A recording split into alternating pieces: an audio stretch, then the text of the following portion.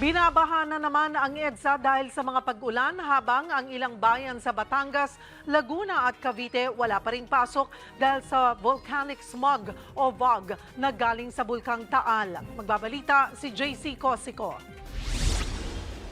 Sa lakas ng ulan sa Metro Manila noong Sabado ng umaga, ang baha sa parteng ito na EDSA umabot ng hanggang Bewang. Stranded tuloy ang mga sasakyang ito sa tapat ng Camp Aguinaldo sa northbound lane ng EDSA. Naghintay pa sila na higit isang oras bago humupa ang baha at unti-unting makaandar. Sabi ng Department of Public Works and Highways Quezon City, naipon ang tubig sa Camp Aguinaldo dahil bumaba ang baha mula sa Ortigas at Santolan. Barado pa ang mga kanal.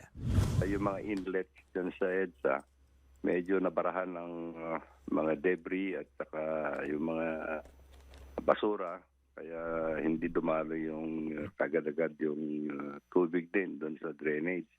Nung natanggal naman yung mga debris, tinanggal ng mga tauhan namin, medyo dumalo na yung tubig. Binaha rin ng EDSA Balintawak northbound. Pinagsama-samang epekto ng malakas na ulan, pag-apaw ng tubig sa San Juan River at mga basura ang tinuturong dahilan ng baha. Sa Valenzuela City naman, binaha rin ng ilang kalsada. Kaya ang mga rider, kanya-kanyang tulak sa kanilang mga motorsiklo. Gutter deep naman sa UN Avenue Corner Taft. Paliwanag ng Pag-asa, hanging habagat ang dahilan ng mga pag-ulan ngayon sa Metro Manila at iba pang bahagi ng bansa. Pero dahil naman dyan, nalinis yung smog na bumalot sa malaking bahagi ng NCR noong nakaraang linggo. Nabawasan yung smog na suspended sa air. Yung hangin medyo gumagalaw na, unlike compare po kahapon. So gradually, mapapansin po natin yan na magki-clear na dito sa Metro Manila.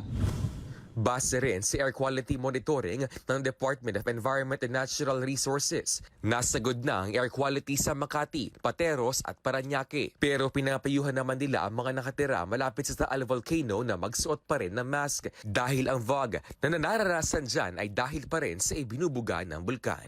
Para sa Human PH, JC Cosico, News 5. Sariwang balita ba ang hanap mo? Simple lang. I-click mo na ang subscribe button at ang notification bell para lagi kang updated sa mga balitang dapat mong malaman.